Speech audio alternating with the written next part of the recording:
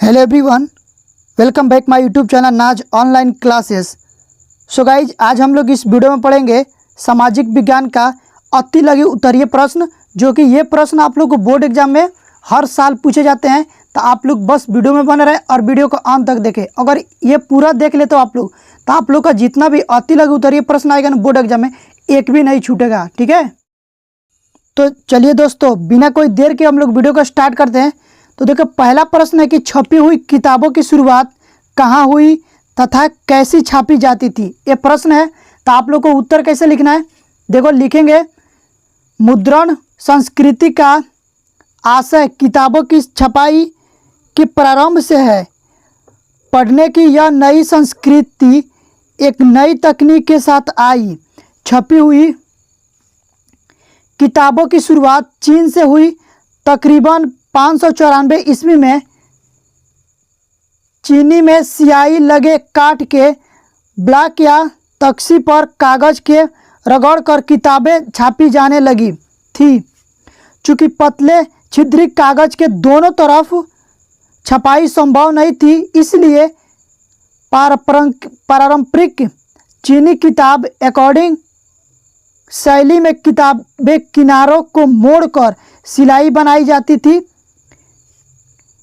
किताबों का सुलेखन या खुशनवीसी करने वाले लोग दक्ष सुलेखन या खुशखत होते थे, जो हाथ से बड़े सुंदर अक्षरों में सही कलात्मक सिलाई करते थे।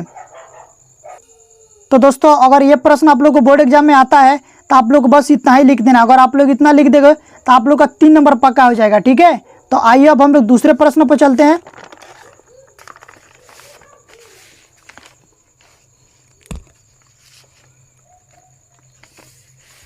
तो गाइस, यहाँ पर देखिए, ये प्रश्न है कि मुद्रण संस्कृति ने भारत में राष्ट्रवाद के विकास में क्या मदद की।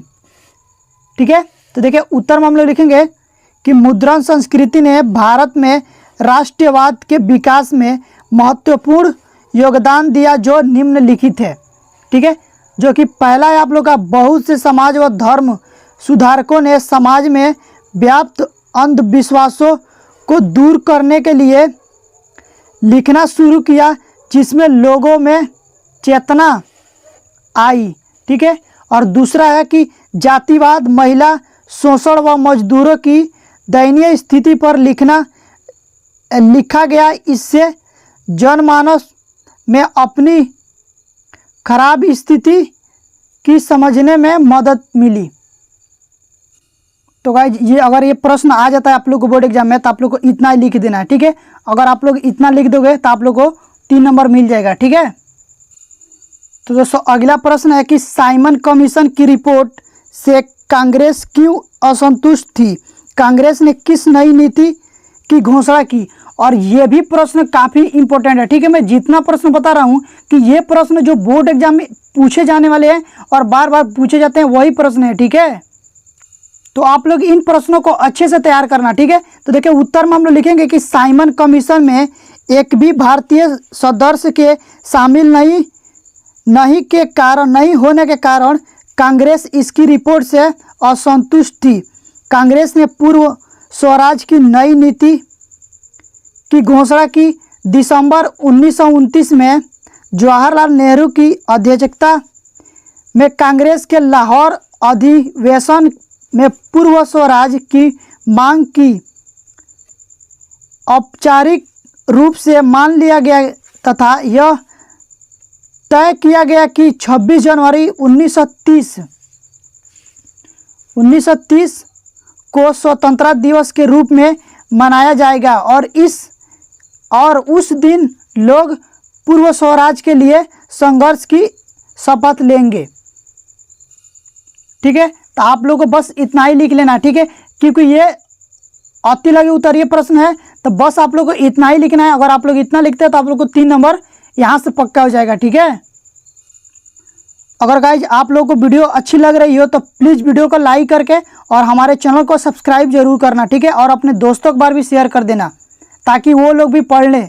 ठीक है, तो देखिए आगे अगला प्रश्न जो है वो है सत्याग्रह का अर्थ स्पष्ट कीजिए तथा गांधी जी के सत्याग्रह के विचारों का भी उल्लेख कीजिए। ठीक है, तो देखो इसमें हम लोग लिखेंगे, उत्तर में लिखेंगे सत्याग्रह के विचार का मूल आधार सत्य की शक्ति पर आग्रह तथा सत्य की खोज करना है। गांधी जी इसके प्रबल समर्थक थे तथा उन्होंने इसकी व्याख्या इस प्रकार की।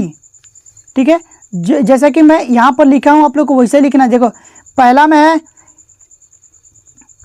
अगर आपका उद्देश्य सच्चा है, यदि आपका संघर्ष अन्याय के खिलाफ है तो उत्पीड़क से मुकाबला करने के लिए आपको किसी शारीरिक बल की आवश्यकता नहीं। ठीक है, और देखो यहाँ पर दूसरा है प्रतिशोध की भावना या आक्रामकता का सहारा लिए बिना सत्याग्रही केवल अहिंसा के सहारे भी अपने संघर्ष में सफल हो सकता है।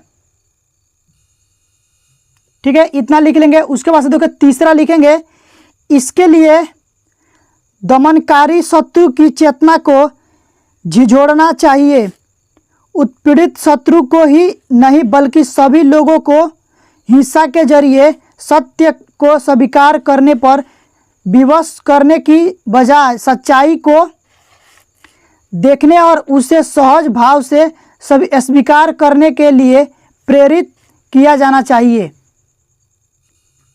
ठीक है दोस्तों, तो आप लोग को बस इतना लिख लेना है और इसको तैयार कर लेना, क्योंकि ये बोर्ड एग्जाम की दृष्टि से काफ़ी महत्वपूर्ण प्रश्न है।